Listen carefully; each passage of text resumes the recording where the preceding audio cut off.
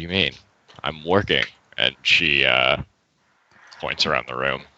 Again, I'm really sorry. And she looks into your face. Do I have to make a bluff check? Like, I'm obviously trying to apologize for Casey. I mean, well, you can probably tell. You I'm trying to make it as obvious as possible. So, without actually saying, I'm apologizing for the death of your twin brother. Okay. Yeah. Well, whatever you want. I mean. Yeah. She would probably say, it's best not to bring it up. It's still fresh. And you would notice that she kind of like looks upwards a little bit. Right. Smells fresh. Okay. So, Anna will say, "You look so," and because she hugged her, Anna like sort of appraises her for a moment, like holding Cassandra's arms out, and says, "What happened to you?" Well, being here, I've done much more physical labor than I'm used to. Just extra muscle, getting stronger. I'm jealous. How did you? And she sort of like touches Cassandra's stomach gently. Oh yeah. Calm down. Holy shit. Write your fan fiction, Carl. Don't. I'm literally doing that. Post it in the blog afterwards. What do you mean? It writes itself. It won't be as good as what I have in store. I'm just gonna be editing your voice clips together. And I cast sleep on Cassandra. So she says, "Yeah, no kidding," and sort of walks away from Cassandra a little bit. So, how long are you going to be here? Do you have more jobs to do today? So Anna nods and says, "Just one more. Mr. Weatherby wants some cleaning while his wife is away." What time of day is it right now? It's just past noon. It's like, let's say like 2 o'clock, something like that. Do you want to make a sense motive check? I'll make a bluff check because I don't have any other cleaning to do. Oh, then yes, I would.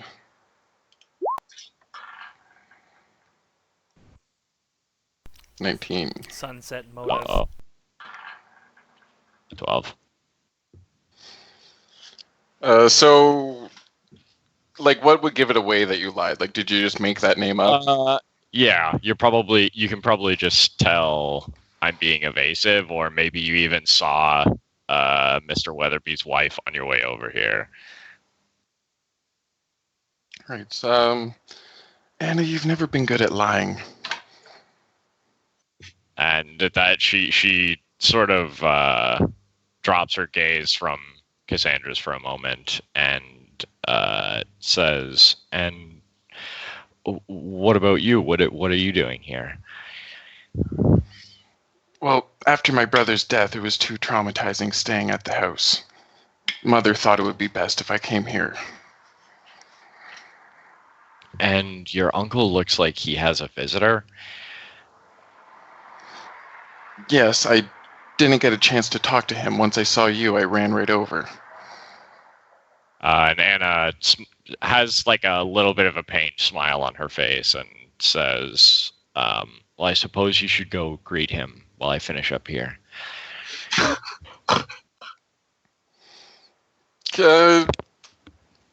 Cassandra's going to be a little taken back by the way you're just kind of like brushing her off. And she's just going to leave the room. That's what happens when you become magical. All right. You outgrow So your after old friends. after talking with Anna for some time, you leave your uncle's office, and as you're coming down the stairs, your uncle sees you and signals you over and says to Gorgon, "And this is my niece, Cassandra." Gorgon holds his hand out for a clumsy handshake. Gorgon, Cassandra will shake her Brin? hand and kind of bow a little bit as she does. So Gorgon looks Cassandra up and down. Like, can you give me a quick description of her, Luke? Yeah, she's about. Let me go up here. She's like 16, about 5'5", 130 pounds. You may not be able to tell her build because she would have a dress on. You'd know that she's like much skinnier, not really fat, because the dress is kind of tight fitting. You're looking at kind of like reddish hair with freckles. Any visible weapons? She would have a silver dagger kind of on a belt around her waist. Not knowing how to compliment a human woman correctly, he points at the dagger and says, weaponized silver. The elves always did that very finely, but we weren't so great at it. Tell me, do you keep it honed? She doesn't really know what you mean by that. Thrindil smiles and says, "But the elves do everything finely, Gorgon." He laughs a bit.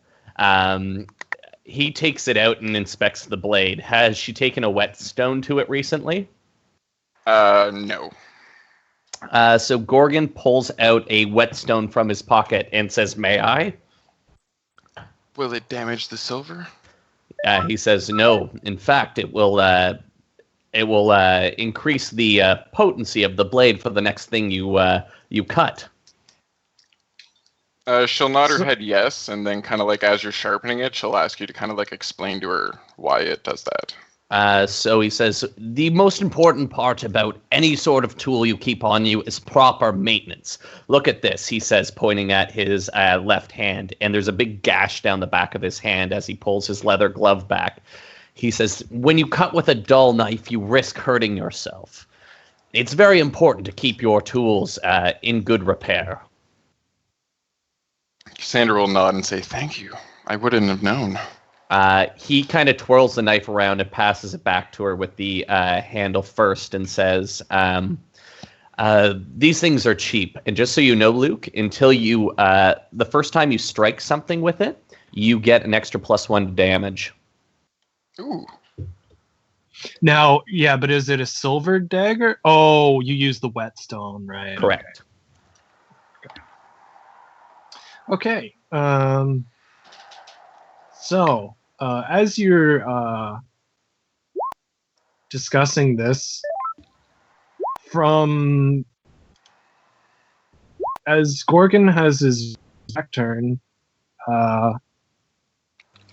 Cassandra, a girl you know by the name of Karena, is walking by one of the machines when she trips over another woman's foot. She falls to the machine and screams as the wheel begins to pull her arm in. Oh. Gorgon, you turn and you are the closest to her. Knowledge, engineering, what is the most effective way to shut it down? Now they're not one. Oh. Are you sure? I think I gotta relog. Would it be funny? He's Well, pulls out schematics, just looking them over while she you slowly gets think The fastest way is to sever her arm from her body.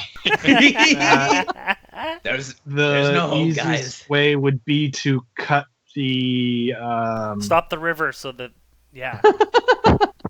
would be to cut the shit, what's that called? Strap? lug nut. No, like the belt. No, it's like a belt. That's what I was trying to say. So, anyways, he's going to try and do a disabled device check on the machine. 21 on disabled device. So instead of actually stopping the machine, you quickly You make it Disable go the- faster. wheel. You quickly disable the wheel and actually take it right off.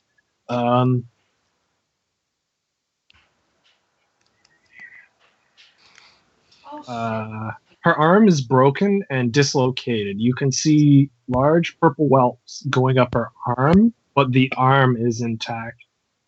She shrieks in pain as Virgil and some of the others workers carry her up the stairs to Virgil's office.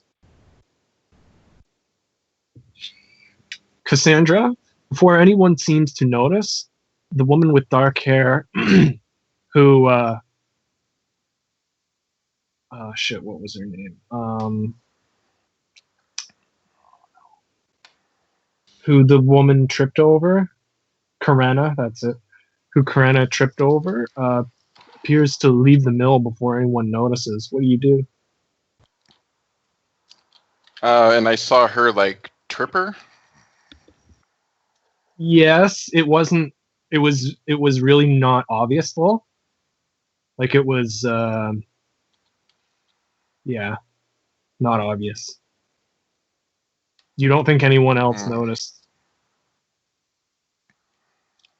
Okay, but I for sure noticed that she instinctively tripped her. Not Yeah, instinctively, intentionally. to you it looked purposeful. You should get my attention. We can go together. We could be a crime-solving duo. Well, like I don't have my weapons and whatnot that I'm good with, so I probably would take you with me. Gorgon says, are you certain that you saw it is what you saw? Cassie would also probably just say, "Come with me," and start running. She wouldn't like explain what she saw right away. Gorgon just instinctively nods and follows. But as they go, he's like, "Where are we going?" I like Gorgon. Cassie's just gonna say, So "We need to catch her," and I'm gonna yell out her name, trying to like make her turn around, type of thing. So when you shout out her name, she begins to hurry faster. Do you want to you catch up with her? What do you do? Do you grab her? Do you? I'm gonna try and tackle her to the ground. Okay. I can basically You just can kind of go like run at her and just shoot for the feet. Well, that was a short-lived okay, yeah. rivalry. Just do a CMB. 5. So you run after Nice her one, and leap Beard. for her feet. Unfortunately, you do get your arms around her, but her legs. But as she's running, her heel kicks back, and she sort of kicks you in the chin almost. Well, it doesn't really kick you, but you know, Right. you get a good whack on the chin. You're left in the dust as she continues running. So Gorgon keeps following her. I'm gonna point at or look at Gorgon and point at her and say, "She pushed the woman into the machine. Get her."